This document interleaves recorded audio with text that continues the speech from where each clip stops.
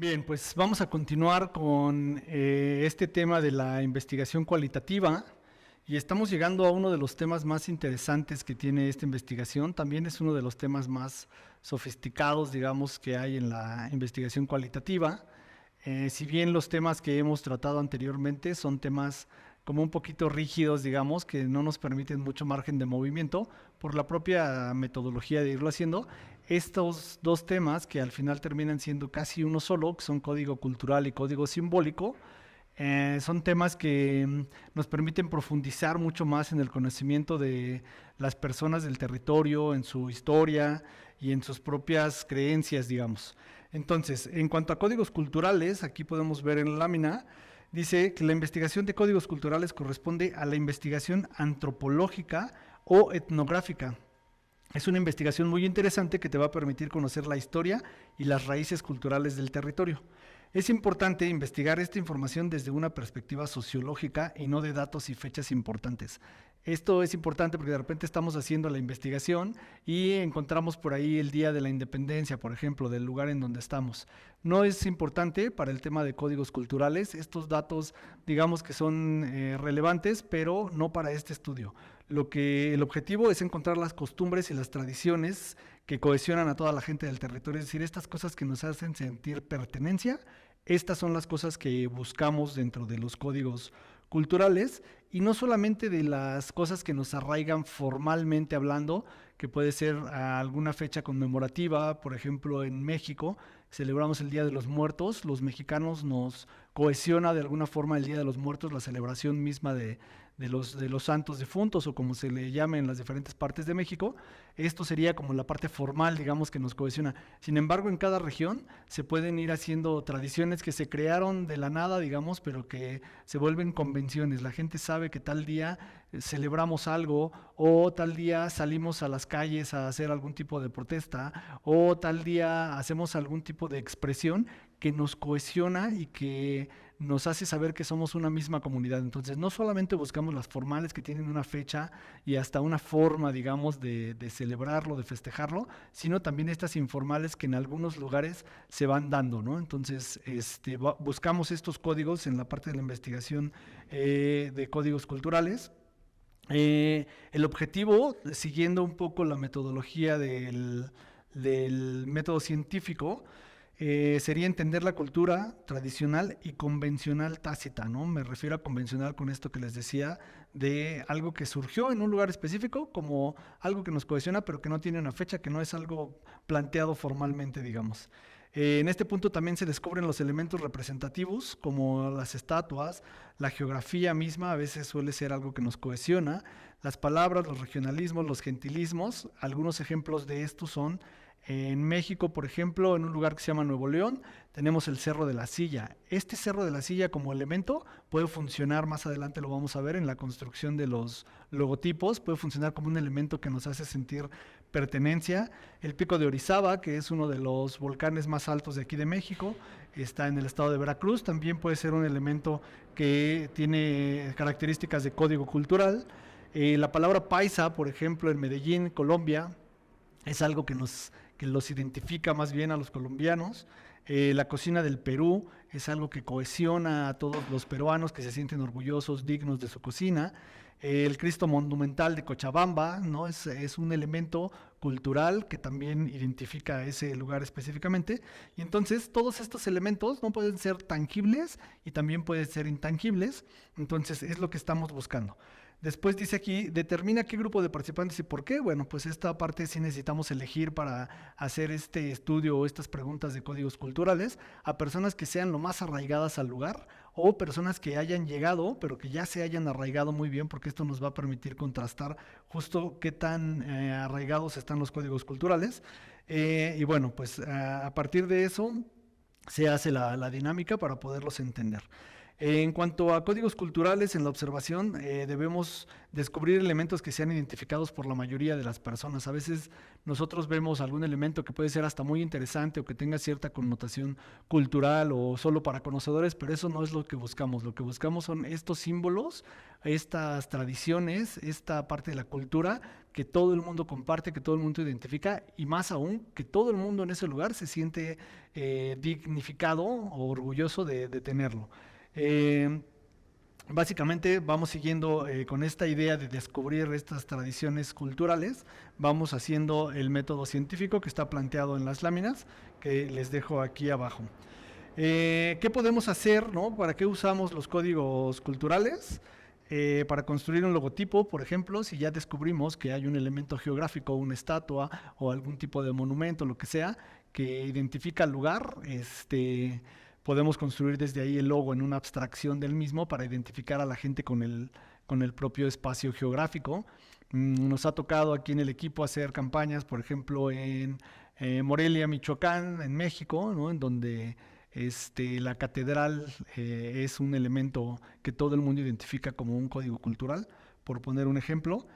Nos puede servir para construir eslogan, ¿no? En el caso de la palabra paisa en Medellín, en Colombia, es una palabra, ¿no? Muy usual. De hecho, tienen muchas cosas en Colombia como souvenirs que dicen paisa, paisa, paisa, paisa. Entonces también nos puede servir para construir en un momento dado un eslogan con esa palabra como un código cultural. Nos puede servir obviamente para construir narrativa, esto lo vamos a ver más adelante con mucha amplitud, y nos puede servir para entender la idiosincrasia y el comportamiento social y la historia del lugar. Si entendemos los códigos culturales, por ejemplo, en un lugar que ha sido oprimido durante mucho tiempo o en un lugar que ha tenido códigos de violencia durante mucho tiempo, nos permite entender cómo va a votar esta gente, cuáles son los elementos gráficos que nos van a dejar construir algo que los identifique y no que los separe, cómo podemos hasta presentar a nuestro candidato, ¿no? Para que pueda hacer una conexión con las personas. Entonces, esto de los códigos culturales es bien interesante, nos sirve prácticamente para revestir la campaña y hacer una conexión con las personas. Pasamos entonces, después de este código cultural, a algo que se llama código simbólico. Como lo dice aquí en la lámina, este es uno de los elementos de estudios más sofisticados, importantes y complejos de la investigación cualitativa. Es algo que no se aprende tan fácilmente, lleva mucho tiempo de hacer, la metodología es compleja y pudiéramos dar un curso completo de código simbólico. Además es algo que pocas personas saben hacer, entonces eso lo vuelve un poquito más sofisticado y te puede dar como una ventaja competitiva si aprendes a hacerlo bien. Esto engloba la psicología social, la historia, la sociología, la etnografía y un montón de especialidades, hasta la neurociencia, ¿no? Para poder llegar a este código simbólico. ¿De qué se trata el código simbólico? Se trata de entender cuáles son estas improntas que ya tienen las personas en su mente y que nosotros solamente tenemos que prenderlas para poderle dar un significado más profundo, digamos, a un elemento. En estos ejemplos que vamos a ver más adelante, vamos a ver el ejemplo del presidente de los Estados Unidos, en donde vamos a descubrir cuál es el código simbólico del presidente de los Estados Unidos, y creo que con estos ejemplos nos va a quedar mucho más claro a qué nos referimos. Las personas están hartas de la política, ¿no? Esto hay que entenderlo bien. ¿Por qué están hartas de la política? Están hartas de la política porque todo el tiempo estamos haciendo exactamente lo mismo, estamos con discursos vacíos que no conectan con las personas, estamos haciendo muchas ocurrencias, y eso, pues si le agregamos ya la misma lucha y división política que existe en muchos países, sobre todo en Latinoamérica, entonces ya las personas no quieren saber nada, es difícil que nos escuchen, y hoy lo que necesitamos es llamar su atención, y vamos a llamar la atención obviamente a partir de presentarles elementos que logren emocionarlos, y esto viene desde el código simbólico si es que decides utilizar esta técnica de investigación. Por tanto, es un error orientar la comunicación a lo racional. Todo debe de ser orientado hacia lo emocional. Lo racional ya no funciona. Digamos que un político salga a decirnos que el otro político es mejor o peor, o que yo tengo las mejores propuestas para que tu vida sea mejor. Esto ha dejado como de funcionar, entonces necesitamos estos elementos como lo que vamos a ver a continuación para poder llegar a una comunicación mucho más humana, llamémosle, para humanizar un poquito la narrativa política y que esto nos funcione mejor a la hora de solicitar y ganar el voto. Estos ejemplos que tienen que ver con ocurrencias son ejemplos de México. En este caso para sacar a las ratas de dos patas, tenemos a una artista mexicana muy renombrada, con un arte un poquito sui generis, que tiene una canción que se llama Rata de dos patas. Es una canción de desamor, aunque es muy fuerte, y entonces aquí de repente ella se anima a salir a ser candidata, que esto sucede muchas veces, esto de que los artistas quieran ser políticos y los políticos casi quieran ser artistas o influencers, se ha dado últimamente. Es un error, no porque legítimamente un artista no pueda ocupar un espacio político. Sin embargo, lo que ellos quieren es aprovechar su popularidad para ganar un espacio político, y esto no siempre sucede, ¿no? No siempre ganan, y cuando no ganan ya no acaban no siendo ni artistas ni políticos. Entonces, pero bueno, es un ejemplo de eso. Esto de ya no nos tomarán el pelo, de este candidato de Movimiento Ciudadano, claro, un poco haciendo alusión a su calvicie, que no tiene pelo, y me parece como una ocurrencia bastante mala, la verdad, bastante falta de creatividad, hasta una burla hacia él mismo, lo cual pues, no tiene nada de genialidad para la creatividad de una campaña. Tenemos por aquí otro ejemplo, este es un trabajo para Miquel, como haciendo una analogía entre Miquel y Batman, que pues tampoco tiene, la verdad, nada de seriedad. Parece pues como si la política tomara un papel de chiste, y esto es lo que ha despegado muchas veces a las personas de las campañas políticas y de creerle en general a los políticos de lo que están diciendo, de lo que están prometiendo, porque si ellos mismos se pasan del lado del meme, del lado de la ocurrencia, pues cómo vamos a tomar seriedad con esto. Y el último ejemplo que está por aquí, tengo preparado mi pack para pasártelo al WhatsApp, pídemelo, ¿no? Entonces, me parece que esto no solamente es una mala ocurrencia, sino que es también denigrarse a sí misma en el caso de esta candidata. Pues todos sabemos, ¿no? De repente la connotación que puede tener este asunto de pedir el pack y estar hablando hasta de cuestiones que rayan en lo pornográfico, en lo que no queremos, ¿no? Como violencias digitales, ¿no? Y entonces ella misma lo está haciendo. Entonces, esto justo es lo que no se debe hacer, y quería ponerles estos ejemplos, aunque seguramente hay muchísimos, yo tengo muchísimos, para poder presentar este análisis del código simbólico. Bien, vamos a ver después de estos ejemplos que nos pueden decir qué es lo que no se debe hacer en una campaña política en términos de la construcción narrativa. Vamos a ver algo acerca del código simbólico, unos ejemplos que te van a dejar bien claro exactamente a qué nos referimos con esto. Es algo muy interesante. El precursor, digamos, de todo esto fue Edward Bernays. Edward Bernays fue sobrino de Sigmund Freud, y mientras Sigmund Freud vivía los embates en Europa de la Primera Guerra Mundial, su sobrino le pedía que le enviara para ayudarlo sus escritos hacia Estados Unidos, y que él podía publicarlos en los Estados Unidos para mandarle las regalías de estos libros. En realidad lo hacía, pero a la par también él leía estos libros y se preguntaba, ¿cómo puedo yo utilizar todo este conocimiento de la mente humana y del comportamiento humano, el entendimiento de las masas, para hacer comunicación, para hacer publicidad? Y la realidad es que la entendió muy bien. Edward Bernays fue un personaje genial, muy controvertido, porque fue tal vez tan perverso como genial, y ahorita vamos a ver por qué. Utilizó su conocimiento no solamente para el bien, sino también para hacer cosas malas que tal vez en ese momento no parecían tan malas, pero que hoy podemos ver que tuvo una repercusión grande tal vez en toda la humanidad. Vamos a ver este ejemplo que es muy interesante. Se llamó Antorchas de la Libertad. En este ejemplo de las antorchas de la libertad, cuando nosotros nos preguntamos, para empezar a ver justo esto que hablábamos hace ratito de identificar símbolos, cuando nosotros pensamos en libertad y Estados Unidos, sin duda la primera cosa que nos viene a la mente es la Estatua de la Libertad, ¿no? Entonces, él nombra este evento las Antorchas de la Libertad. Es un evento que le pide la marca Lucky Strike. La marca Lucky Strike le dice a Edward Bernays que tiene un problema porque quiere aumentar sus ventas de tabacos, y a Edward se le ocurre que en ese entonces no fumaban las mujeres. Se le ocurre que si él hace que las mujeres fumen, pues duplicaría el número de clientes. ¿Qué es lo que hace exactamente Edward Bernays? Asocia el cigarrillo con un símbolo femenino de libertad y con la propia Estatua de la Libertad. Entonces, pensemos que en este momento el contexto de la mujer era ama de casa, no podía fumar obviamente, se empezaban a dar movimientos de derecho al voto y esto un poquito nos da un contexto de qué es lo que estaba sucediendo en ese momento. El cigarrillo era un símbolo masculino, específicamente masculino y fálico además, de dominación y de poder, ya que solamente los hombres podían fumar. También estaba muy mal visto que las mujeres fumaran, esto se asociaba prácticamente con las cabareteras nada más. Y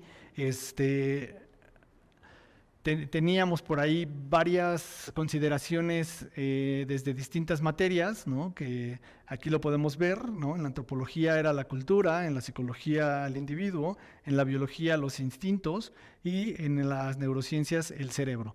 De tal forma que él lo que hace es asocia el cigarrillo como un símbolo de libertad femenina, desafía al poder cuando él dice que las mujeres sí pueden fumar. Y además en ese momento la mujer estaba deseosa de tener muchas libertades, muchos derechos. Entonces él entiende justamente todos estos códigos culturales y empieza a crear un código simbólico a partir de todo el contexto. Y entonces, ¿qué es lo que hace ya en la implementación táctica? Bueno, en la implementación táctica, Edward Bernays contrata a 10 modelos de Vogue, de la revista famosa, que ya desde ese entonces era famosa, para fumar en la calle durante el desfile de Pascua de 1929 en Nueva York. El desfile de Pascua en Nueva York, seguramente lo han visto, es este desfile en donde pasan como mujeres, hombres también haciendo acrobacias con bastones y un poquito marchando, es como si fuera un carnaval, digamos. Y él ocupa este espacio que era un espacio de muchísima atención mediática, además era en Nueva York, y entonces contrata a estas 10 modelos. Después filtra la información a la prensa de que 10 modelos famosas iban a encender las antorchas de la libertad justo en el desfile de Pascua de 1929. Esto se llama mercadotecnia preventiva, es decir, te digo que va a pasar algo, pero no te digo exactamente qué, para generar la expectativa y que tú vayas y lo veas por ti mismo. Obviamente los medios de comunicación reaccionaron, siendo él ya una persona reconocida en cuanto a la publicidad, tenían una alta expectativa. Y entonces así es como él de alguna forma empieza a introducir el cigarro. Al día siguiente, obviamente, salen las 10 mujeres marchando con el cigarro. Al día siguiente, la noticia más importante era: los cigarros son símbolos de libertad, ¿no? Él logró de alguna forma instaurar rápidamente la idea del código simbólico con la libertad de las mujeres a partir del cigarrillo. Asocia este cigarrillo con movimientos de liberación de las mujeres en ese momento específico, en donde le da a la mujer un elemento para contrarrestar al poder, para desafiar al poder, para ser irreverente con el poder y para ganar de alguna forma derechos, ¿no? Entonces, de esta forma, el cigarrillo simbolizaba algo. Cuando la mujer está encendiendo su cigarrillo, está encendiendo su propia antorcha de libertad y la igualdad de sus derechos frente a los hombres. Entonces, esta táctica, específicamente dicho, de cómo insertar un código simbólico o cómo creó un código simbólico del cigarrillo y lo asoció a la libertad, hoy probablemente sigue siendo un código simbólico de libertad. Los chicos cuando empiezan a fumar, tal vez es esto que ellos no alcanzan a entender muy bien, pero que no solo tiene que ver con la pertenencia social, sino con la libertad. Es decir, estoy ganando cosas de un adulto. Esto sucedió en su momento con todas las mujeres y pues bueno, tuvo una repercusión bastante importante. Sobra decir que específicamente al otro día se duplicaron los posibles clientes de cigarros en el mundo y pues bueno, esto es como parte de la historia. Así es como se utiliza el código simbólico. Este es un ejemplo emblemático de cómo el código simbólico puede llegar a mover hasta las emociones, no solo de una persona, sino de una masa, de un sector o segmento de la sociedad específico. Otro ejemplo de este código sería el Jeep, por ejemplo. Este Jeep está construido totalmente con código simbólico. En algún momento le cambiaron al Jeep los faros y se los hicieron cuadrados y resulta que algo perdió y las ventas pudieron bajar y entonces alguien se dedicó a hacer la investigación, bueno, específicamente Rafael Cloutier se dedicó a hacer la investigación acerca de cuál era el código simbólico de un Jeep. Y después de estar analizando y haciendo las encuestas y las evaluaciones y todas las cosas que se deben de hacer para determinar un código simbólico, llegó a que el código simbólico del Jeep era un caballo que representa también la libertad, igual que en el caso de los cigarros. Para un hombre, estar en el campo, poder conquistar colinas, es casi como estar sobre un caballo y poder avanzar en él y sentir la libertad. Por eso es que son los jeeps descapotables, que se sienta el aire en la cara, que nos da como esta sensación justo de libertad y un poco de rudeza. Y el código se empieza ya a implementar de una forma táctica también en la propia apariencia, digamos. Entonces, si nosotros vemos más o menos un caballo de frente, que me costó trabajo encontrar un caballo de frente, podemos ver una similitud bien interesante entre el caballo y el frente del jeep. ¿Por qué? Porque lo que queremos es prender este foquito que ya conocemos los hombres desde mucho tiempo atrás, que está como insertado en nuestros códigos, valga la redundancia, en donde pues un caballo es símbolo de libertad, de rudeza, de poder llegar hasta lugares altos en una montaña, de cierta habilidad. Si nos vamos más para atrás, el caballo pues, es un compañero de guerra, ¿no? Que es un símbolo también como de estatus, porque en las guerras no todo el mundo andaba en caballos, solamente los caballeros, valga, pero los acompañantes de los caballeros andaban caminando, y entonces todo esto se asocia y se implementa de esta forma. Estamos hablando de temas comerciales. Otro ejemplo de esto sería las cajas o los empaques de cereal y de comida para perros. Si vemos aquí en la imagen, en términos muy generales, obviamente que si podemos nos metemos al detalle y haríamos una lista larga, pero ¿cuál es la diferencia en términos generales de diseño de la comida para perros y del cereal para los niños? Prácticamente no hay diferencia, está construido desde el código simbólico porque antes de que la comida para perros tuviera estos empaques, venía en bolsas normales que decían comida para perros, pero alguien descubrió que a los dueños de las mascotas nos da como remordimiento de conciencia darles croquetas porque estamos pensando que les estamos dando una porquería. Cuando le cambian los empaques a las comidas para perros y las hacen básicamente como cereal para niños, entonces tenemos ahí a los perros felices, tenemos ahí que son muy buenos nutrimentalmente hablando, que están adheridos de vitaminas y de no sé cuánta cosa, y entonces nosotros dejamos de sentir esta culpa por darle a un perro cualquier cosa de comer y estamos pensando en que le estamos dando la misma comida que le daríamos a nuestros niños y que los estamos haciendo además muy felices. Entonces así es como se inserta de alguna forma el código simbólico después de descubrirlo ya de una forma táctica. Vamos a ver un ejemplo que les mencionaba hace un ratito acerca del código simbólico de la presidencia de los Estados Unidos para traernos un poco de esto que les mostré ahorita del terreno comercial a lo político. Tenemos en la historia de los Estados Unidos su día de la independencia, que es el 4 de julio de 1776. Este día es en donde los Estados Unidos se declaran independientes de la corona británica. En ese mismo momento surge un liderazgo importante que sería George Washington. Y George Washington, hay que entenderlo bien, fue el comandante de los rebeldes, ¿no? Él fue quien comanda, quien liderea la rebelión contra el reinado británico de Jorge III.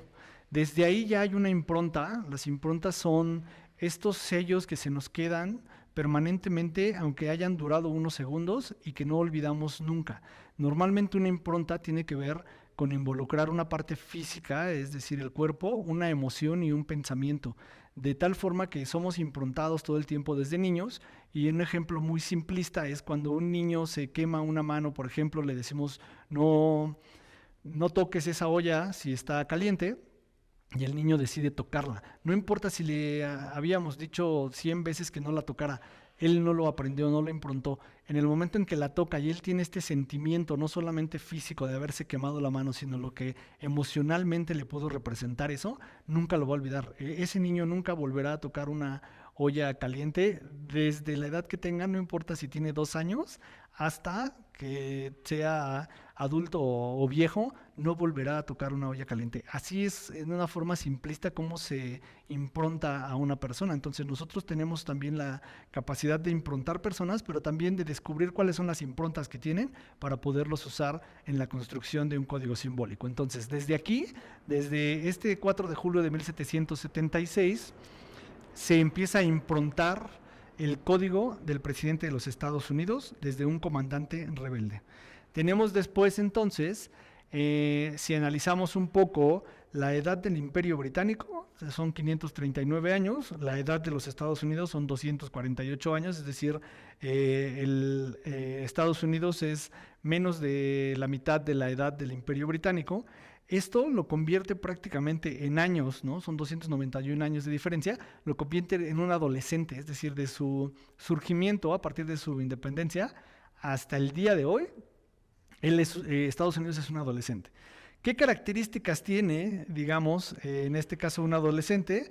Bueno, pues tiene la característica de que le gusta el cambio, de que es rebelde, de que es un libertador, de que es temerario, obviamente pues, es joven y puede ser un poco loco, hacer algo de locuras, contra el otro lado que representa el status quo, ser un opresor, ser un dictador, ser muy poderoso y sobre todo ser mayor de edad, ¿no? Si consideramos a Estados Unidos como un adolescente, entonces empezamos a entender algo del código que vamos a desarrollar en estas siguientes láminas. Después de eso tenemos que hacer un análisis acerca de los arquetipos. Vamos a ahondar en esto mucho, lo voy a decir ahorita muy rápidamente, pero vamos a ahondar porque hay una parte muy robusta de este curso que vamos a hablar de construcción narrativa, donde vamos a hablar más de esto. Estos son los arquetipos de Carl Jung, en donde él divide como las personalidades, digamos, y las características de ciertas personas en 12 tipos, que son estos. Aquí, sin entrar en detalle de cada uno, porque lo veremos más adelante, si hacemos una selección de estos 12 arquetipos, vamos a tener dos exactamente en este estudio del código simbólico del presidente de los Estados Unidos. En este caso tenemos al arquetipo del rebelde y tenemos al arquetipo del gobernante, que es el rey. Entonces tenemos un presidente contra un rey. De hecho, cuenta Cloutier, Rapail en su libro de Códigos Culturales, que cuando le preguntaron, ¿no?, a George Washington cómo quería ser llamado, él no sabía cómo quería ser llamado una vez que ganó y que lograron su independencia. Claro que él supo desde ese momento que lo que no quería es ser llamado rey, porque venía justo de combatir a un rey, venía justo de haber eliminado de los Estados Unidos pues un reinado. Entonces él dijo desde ese momento que quería ser llamado señor presidente. Y desde ese momento hasta la fecha se le llama señor presidente. Si ustedes ven películas, series o lo que sea donde sale el presidente de Estados Unidos, se darán cuenta que toda la gente que lo acompaña, sus asistentes y todo, y la gente que se refieren a ellos, siempre se refieren como señor presidente. Esto fue improntado desde entonces. En estos dos arquetipos de tener al rebelde y al gobernante, tenemos entonces, por un lado, al líder de la rebelión. Esto fue importantísimo porque esto empieza a construir cuál es la personalidad de quien va a dirigir a los Estados Unidos. Es decir, desde aquí, quien dirigió la emancipación ya empieza a improntar al pueblo. Vamos a ver unos ejemplos de algunos presidentes de los Estados Unidos. Aquí tenemos a Bill Clinton, que tenía totalmente una personalidad adolescente. Sus casos como el de Mónica Lewinsky y algunos errores que tuvo por ahí en la presidencia, pues en realidad estamos viendo como una personalidad joven, ¿no?, que comete los errores hasta de un joven y que en realidad no le pasó nada. Bill Clinton fue uno de los presidentes con mayor popularidad al término de su mandato, si no es que es el que más popularidad ha tenido en la historia de los Estados Unidos. Entonces, aún cuando pasó por estas crisis, digamos, por estos escándalos por los que él pasó, y aún así el pueblo norteamericano, estadounidense, no le dio mucha importancia porque él es quien representa a este rebelde, a este adolescente rebelde y al líder, en este caso, de la rebelión. Podemos ver el caso de Ronald Reagan, que él quiso recrear la grandeza y restaurar la tradición de Estados Unidos. Si no me equivoco, Ronald Reagan fue el primero que hizo este eslogan de Make America Great Again. No es de Trump, es de Ronald Reagan, pero bueno, lo retomó y básicamente esta es su guerra.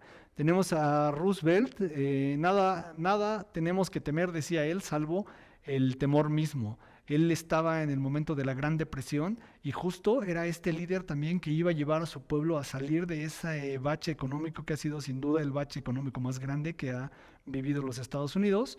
A George W. Bush, la rebelión contra las izquierdas, obviamente. A Obama, la rebelión contra las clases minoritarias. Obama fue, por ser una persona afrodescendiente, pues fue un ícono de la lucha, digamos, de las clases minoritarias, y esto le permitió ocupar este lugar de líder de la rebelión, aquel que va a conquistar la presidencia de Estados Unidos, pero para llevar al pueblo a la tierra prometida. Y obviamente tenemos en últimas fechas la rebelión hacia el conservadurismo y el tradicionalismo que nos presenta Donald Trump. Todos estos grandes presidentes de Estados Unidos, digamos, han sido líderes que tienen claro que Estados Unidos quiere estar en movimiento. El movimiento es vida en cuanto a códigos simbólicos. Entonces, todos los grandes presidentes de Estados Unidos han sido líderes que tienen claro que Estados Unidos quiere estar en movimiento. En términos de códigos simbólicos, el movimiento es vida, o sea, lo que no se mueve está muerto. Entonces, los estadounidenses siempre van a elegir a esta persona que tenga al menos la apariencia o que nos dé la percepción de que vamos a avanzar y de que nos va a llevar hacia adelante. Y entonces siempre va a ganar el candidato que sea capaz de comunicar a los estadounidenses que tiene el valor para avanzar y que está dispuesto aún a hacer locuras para llegar a ello. Esto es muy importante. Ellos quieren al líder de la rebelión y de repente tenemos que hacer locuras para ser el líder de la rebelión. Todos los líderes de las rebeliones, todos los grandes líderes de la estrategia de guerra han sido personas que se han arriesgado a hacer algo que nunca se había hecho, a hacer algo que parece en un momento determinado loco, pero que al final les sale. Y los estadounidenses buscan a este gran líder dentro de sus candidatos para hacerlo presidente de los Estados Unidos, porque a ellos no están buscando a la persona perfecta, están buscando a la persona que tenga el arrojo suficiente para llegar a esta tierra que él mismo nos promete. A los ciudadanos estadounidenses, en este sentido, les gusta avanzar, les gustan las historias de fracaso y volverse a levantar. Esta historia del héroe, que también la vamos a ver más adelante, el modelo del héroe, cómo avanza el héroe, también es interesante. A ellos les gusta la modernidad, les gusta la innovación y tienen, obviamente, ya lo dije, un espíritu muy adolescente.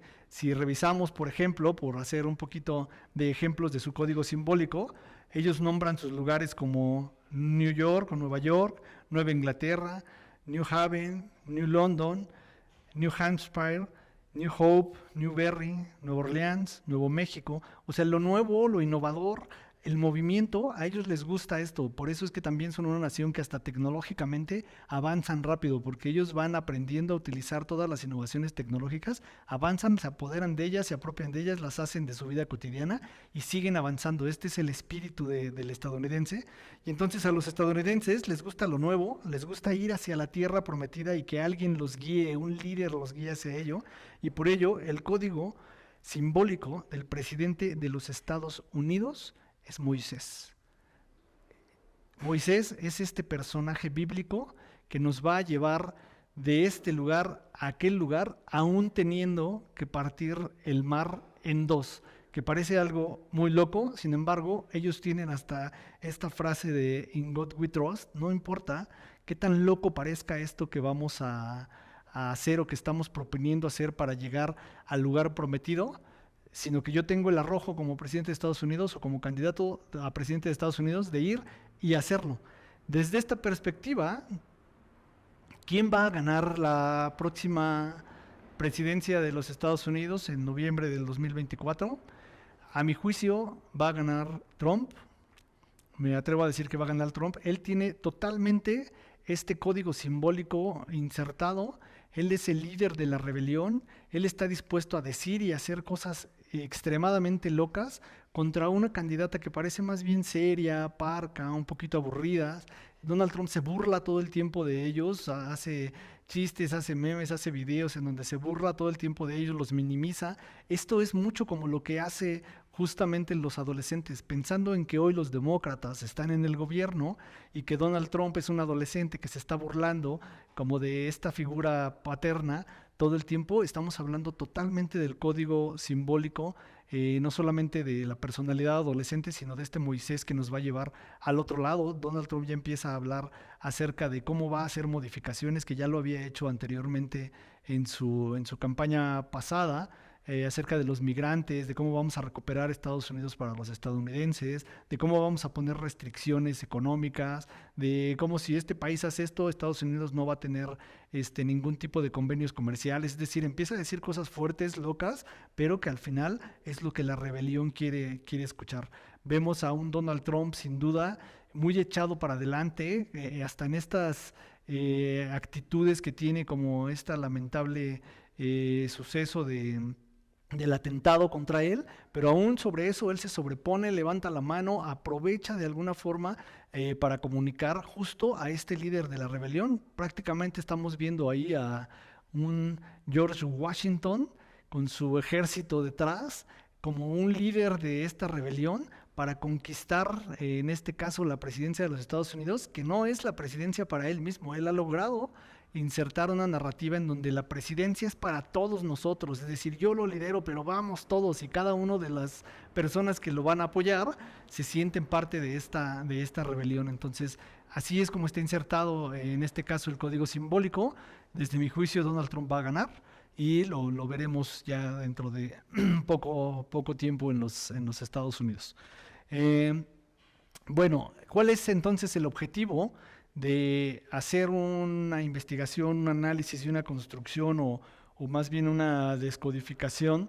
Es descifrar el código que un candidato es para las personas. ¿A qué representa en un territorio determinado el candidato? ¿Cuál es el candidato o el código simbólico de una presidencia municipal? ¿Cuál es el código simbólico de un diputado?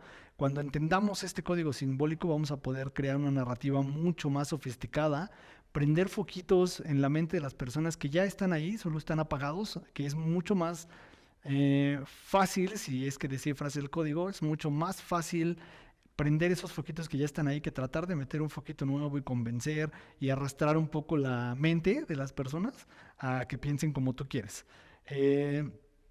Estamos cerrando entonces con esta lámina la investigación cualitativa, para poder pasar ahora sí a la investigación cuantitativa, una investigación un poco más dura, de números, de contrastes, de análisis, y vamos a ver ejemplos muy específicos de este tipo de investigación para entender exactamente a qué queremos llegar con esta, y sobre la marcha iremos viendo cómo vamos complementando. Ya una vez que tenemos toda esta investigación cualitativa, vamos a hacer toda la cuantitativa y vamos a ver, cuando lo complementemos, cómo tenemos un panorama totalmente distinto del primer panorama que teníamos de la campaña, para poder tomar decisiones sobre todo comunicativas y también de territorio.